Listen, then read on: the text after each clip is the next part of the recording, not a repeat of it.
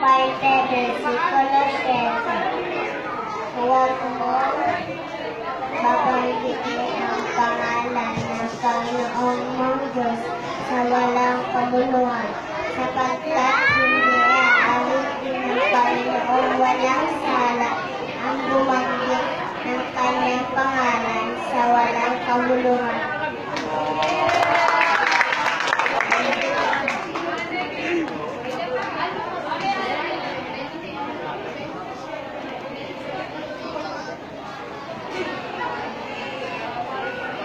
Awit 1, versikulo 1. Mapalad ang tao na hindi lumalakad sa payo ng masama, ni tumatayo man sa daan ng mga makasalanan, ni nauupo man sa upuan ng mga manglilipa.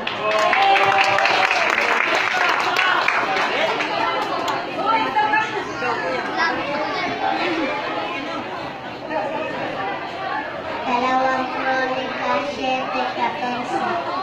Kung ang kapitbayan na tinatawag sa pamamagitan ng ating pangalan ay magpakumbaba at tumalangin at hanapin ang kasunod at talikuran ang kanilang masasamang mga lakad, aking nagtitigil sa langit at itatawad ko ang kanilang kasalanan at pagagalitin ko ang kanilang Kuya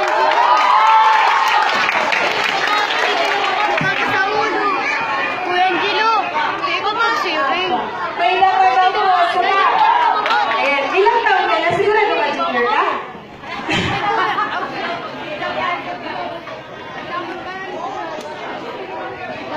Awit 95, versikulo 6. O, magsiparito kayo, tayo'y magsisamba at magsilungkot. Tayo'y magsiluhod sa harap ng Panginoon na may lalang sa atin.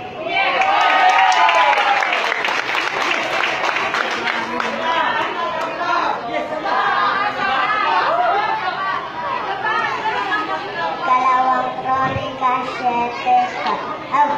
Dalawang Kronika.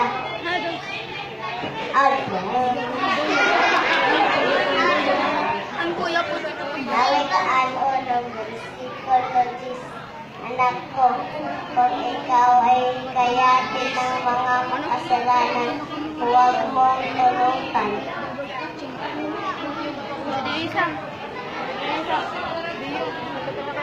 Pwede otro bit? Kawikan? Nawitaan 1, versikulo 10. Anak ko, kung ikaw ay kayatin ng mga makasalanan, huwag mong tulutan. Lalo naman, tinalo ka mo. Kaya na yun. Pwede ba?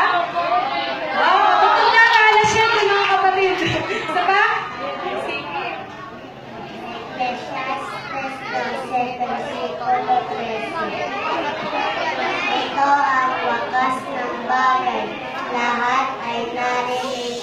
Ikaw ay matakot sa Diyos at sundin mo ang kanyang mga utos, sapagkat ito